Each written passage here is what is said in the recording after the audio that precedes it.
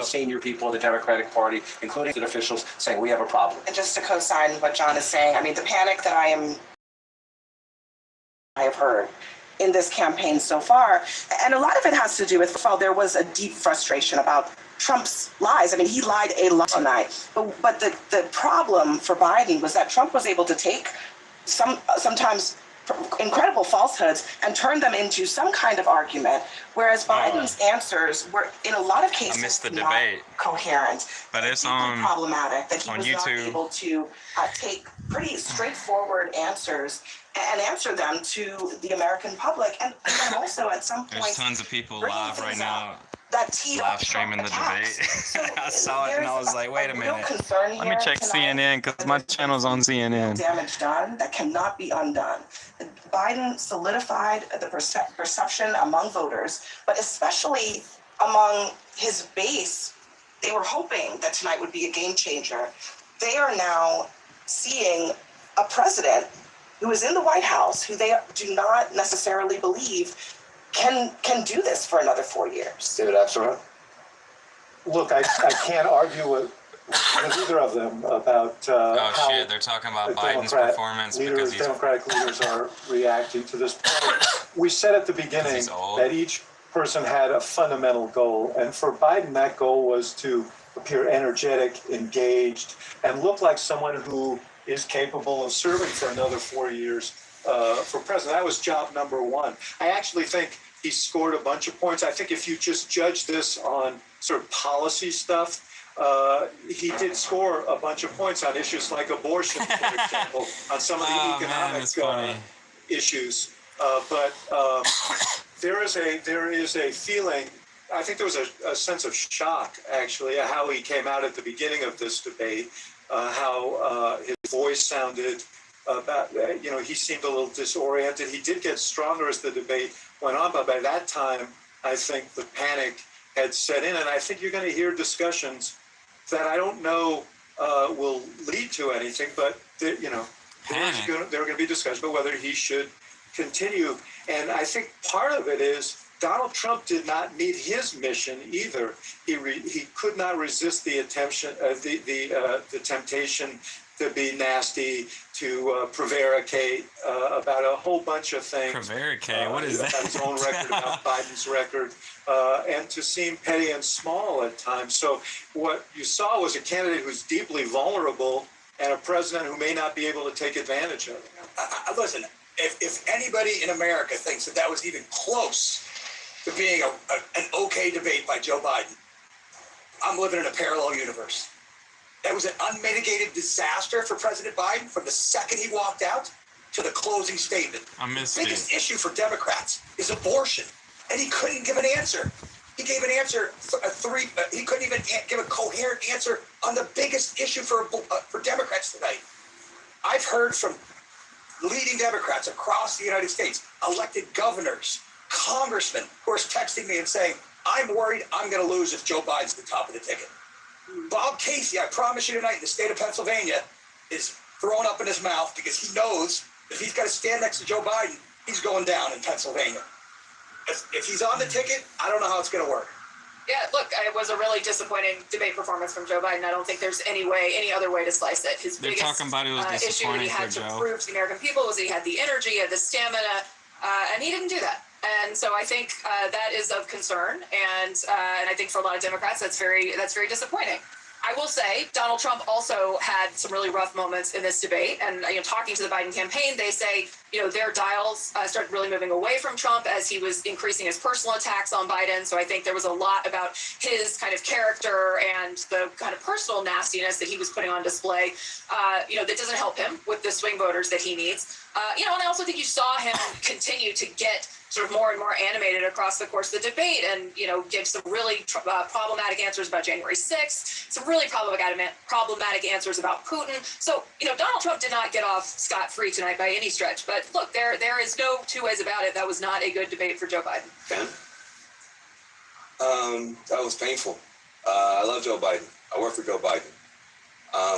He didn't do well at all. He did not do well at all. And he looked... I'll give you the analysis. You kind of have the old man versus the con man. I can walk you through how I'm supposed to see it and say it, but I just want to speak from my heart. I love that guy. That's a good man. He loves his country. He's doing the best that he can. But he had a test to me tonight to restore confidence of the country and of the base, and he failed to do that. And I think there's a lot of people who are going to want to see him consider taking a different course now. We're still far from our convention, and there is time for this party to figure out a different way forward if he will allow us to do that. But that was not what we needed from Joe Biden, and it's personally painful for a lot of people. It's not just panic, it's pain for what we saw tonight. And if I may just add to that, I think Joe Biden lost in the first 3 minutes. I think a lot of voters probably tuned out, and millions of people are having conversations with their families, with their friends, of if the president is up to the task and if he should step aside. And I'm someone who believes the former president is a threat to democracy. I think he is a threat to the America as we know it. He wants to fundamentally change our institutions. He has laid out what his plan is. I am not confident that that is the man to take him on. You cannot tell me democracy is on the line and then give that performance tonight. If based on that, in 18 weeks, Donald Trump will be the president-elect. The people doing focus groups tonight, and we'll see if our dial group with Laura Coates confirms this, say that Biden actually scores pretty well on the issues when he's talking about the substance. And Trump's numbers went down both because he was ducking questions, he was lying about some things, and he was refusing to answer. And some of it was the tone. They don't like it. So when you see that, when you see sort of the statistics, you're going to look at like, oh, that's a mixed bag. But to Van's point about the president's performance, that's what caused the panic. So the question is, and my question actually is, what happens? Because it's a great political strength of Joe Biden is his resilience and his stubbornness. It's also sometimes a blind spot because he is so stubborn. It's going to be very hard for someone, and I don't know who it is, who could go to Joe Biden and say, you need to do this, number one. And the question is, again, like, I'm just telling you, to Abby's point, I've been doing this for 30-something years, going on 40 years, and I have never, ever had what happened on this thing tonight happen in the middle of a debate. It started early, and it continued. And to Van's point, Van made a very important point. These are people who love Joe Biden, who credit Joe Biden for kicking Donald Trump out of the White House. Why does dude look like he want to cry? It's about a lot of things. It has generational This issues. dude look like he want to cry.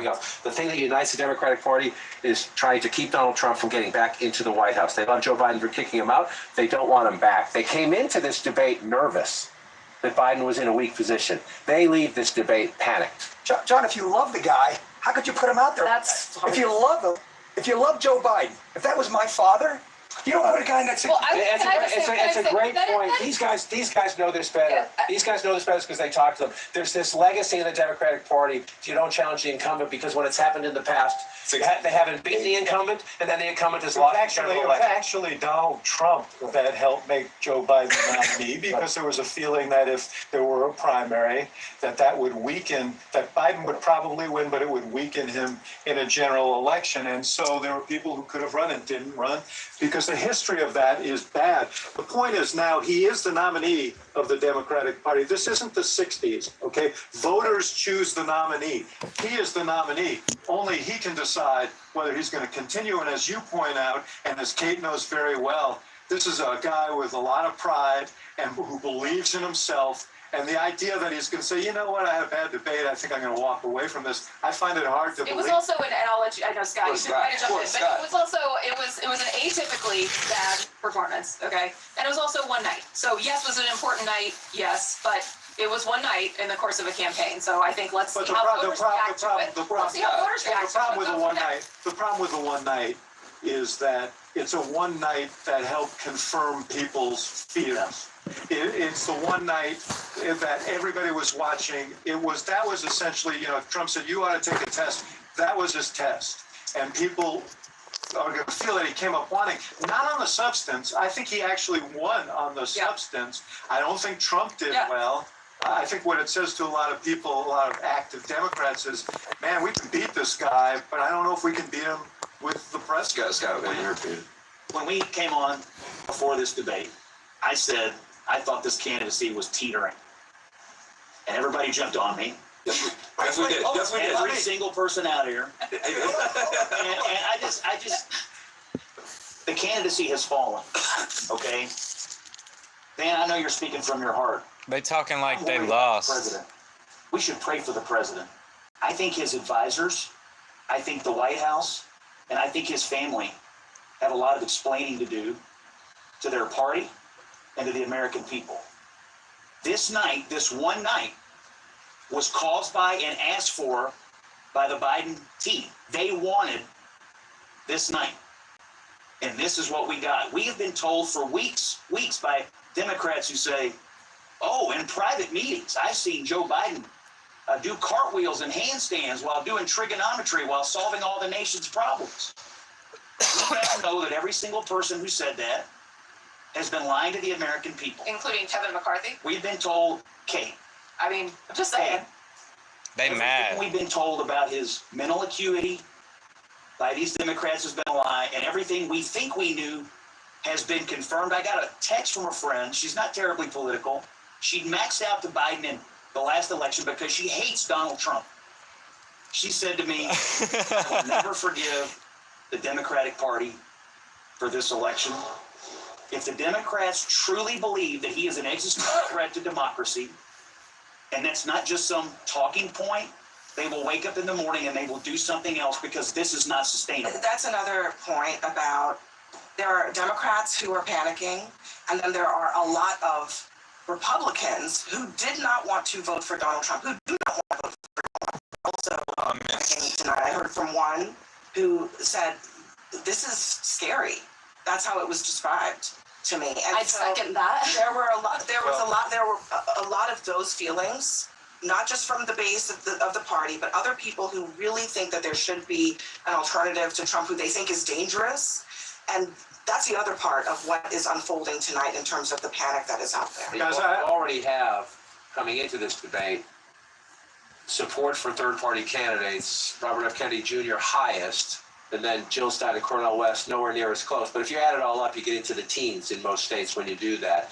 I think one byproduct out of this is watch and see if those numbers go up a little bit. I'm not saying they're going to go up anywhere like a Perot standard, but you get to third-party candidates getting into double digits, then that really starts to twist your electoral math, state depending on who they're drawing from state by state. This was already a very complicated race. This is within. Number one, the biggest complication right now is the conversation with the Democratic Party. But the other complication is going to be if Joe Biden stays put, and Kate's right, maybe it'll be another debate. I'm not sure Donald Trump's going to agree to a second debate. Biden's going to need it now. This is the I'm only not sure debate. Trump's going to agree to it if the dynamics of the race change. They'll never and I would meet also again. watch the third party. I just want to say one thing, Yeah. especially to you two guys. If, for whatever reason, there's a change at the top of the ticket, you guys are in trouble with Donald Trump, because the guy who is up there tonight is not a guy who's going to inspire people. He did not show in any way that he has changed from the guy who people have a very positive opinion of for a lot of good reasons. I think Donald Trump won several policy exchanges tonight. I think he did well on immigration. I think he did well on the economy. I think he did well on inflation. I think he went back to Afghanistan as he should have. The thing he did not do was, after he realized that he had Biden beaten on policy and on image, he should have turned the page and sounded an optimistic note about what we can become as a people and as a country. He did not do that. He continued to pummel Joe Biden all night. I understand what you're saying, but at the end of the night, very few things about the policy exchanges is going to be remembered. People are going to remember Joe Biden. They're going to remember him shuffling out. They're going to remember him staring blankly into the camera. They're going to remember him looking down, losing his train of thought. And they're going to remember that everything I thought I knew, but the White House told me don't believe my own eyes, is actually true. But that's not what I'm saying. What I said, Scott, was if Joe Biden were not the candidate, if there was another candidate, I think Donald Trump would be in deep. If I may, that is such a sad state of affairs. Something I was consistently hearing is, what a bad debate, in the sense that Donald Trump lied throughout. He misrepresented. He tried to turn away from key points that he should have given answers on, and kept deflecting. With any normal, generic Democrat next to him, I don't think he would have won the night. But you put somebody who was suffering from the moment that they got out. It was hard to watch. I had to occasionally look away because it was so uncomfortable. I think America deserves better than the options that are in front of them. It's really devastating. And by the way, our allies are watching. Yeah. The way that I would try to phrase it if I were less emotional is Biden stuttered, but he told the truth. He looked terrible, but his policies were good. Trump spoke plainly, but he lied the whole time. And he looked good, but his policies were terrible. I mean, he's going to do nothing on climate change. He was hugging the cactus on abortion. I mean, his policies are terrible. So you have somebody who probably shouldn't be president, and you have somebody who cannot be president in terms of what Donald Trump represents. So we have a problem as a country now, and this might be an opportunity for people to come together and figure this out, because neither one of those people right now are inspiring the confidence that they should inspire, that they can do the job in a way that would be good for the country. But young voters are up for grabs in this election. And I don't know a voter under 30 who would have watched tonight and could say, I have confidence in Joe Biden and casting my vote for 4 more years of Biden. And this opens the door, by the way, for the conversation about if Joe Biden remains the candidate, you're not voting for Joe Biden. You are voting for President Kamala Harris. Let's be honest. That is where the Trump campaign is going to go with this. They started down this road with an ad they released today. This conversation about who you're actually casting your vote for, the volume is going to ratchet up. And I got news for you. She's less popular than he is. That is going to be a big problem for the Democrats if this ticket stays the way it is. Yeah, and Scott's Democratic friend who maxed out, right? That's the sentiment you're going to hear, I think, from some of my Democratic friends who are texting me saying, I can't believe this is where we are, right? Yeah. I'm not going to be able to forgive the party for putting us in this position. Look, on Donald Trump's lies, I mean, I spent a lot of time thinking about this throughout the debate because, we in the media, I sit in the chair and I fact check Trump all the time. So I know these lies by heart at this point. I wonder But what people Gerald watching Celente from got home to say. do not. And Biden's job as the other person on the other side of the stage is to be the one to very quickly dispense with the lies and to shut them down. And I don't think that happened enough times in a coherent way to blunt the fact that Trump was taking a universe that was built on a house of lies and building a whole world for the millions of people watching. Particularly on some of the most basic subject matters that President Biden should have been able to just... That world that he was able to build, it was not knocked down by the president. That is really at the heart of the problem. He may have won when he was making his discrete policy the points, but part of the job on the debate stage is dealing with an opponent like Donald Trump who goes like a mile a minute on things that are not true. And if you don't deal with Abby. no one at home is doing that. All I No want one to at say home is, doing that. I'm not sure. I don't think you're giving viewers enough credit. I think what they saw was the Trump that they didn't like, and I don't think he did himself a great service. But Yes, and I also think we should let voters absorb this and see what they say, right? Let's look at the dials. Let's look at where they are next week. We can make our pronouncements, but ultimately voters have to absorb it. Turn your mics off, guys. Real quick, on the one thing that Biden did fact check him on the Charlottesville thing, he was completely wrong. All right, so he's up there talking about Charlottesville and Trump not denouncing the two sides, and Snopes was out last week, 7 months, 7 years too late kind of thing on the deal. And that's the thing Joe Biden's going to fact check him on, something that was proven false. We're gonna more with the panel out here. A lot of notable Damn, I missed the painful debate. moments from tonight, but as we've been talking about, perhaps a single defining one as well. This one early on.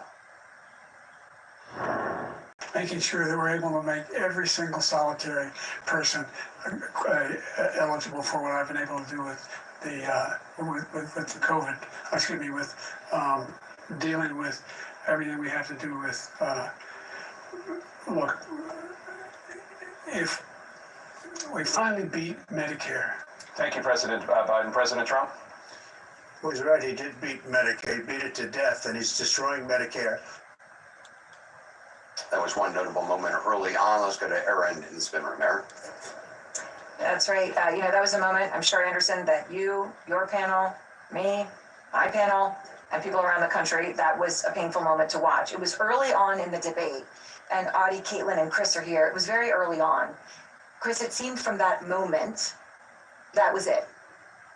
I think it was even before that moment when he first started speaking, President Biden, and that the raspiness, the hoarseness of his voice. That was at 9/11, and there were several minutes when Jake and Dana were setting the rules, so it's got to have been less than 10 minutes into the debate, and he totally lost his train of thought and ended up saying Medicare just out of the blue. We've heard so much from the other panel, their reactions to this. I think ever since, and I've had this conversation so often, that after the midterms, if Joe Biden, after a remarkably successful first 2 years and a remarkably successful midterm for a first-term president, had said, I'm the transitional president, and I'm moving on and sending it to another generation, but he was unwilling to do that, and Jill Biden was unwilling to do that, and ever since then we have been.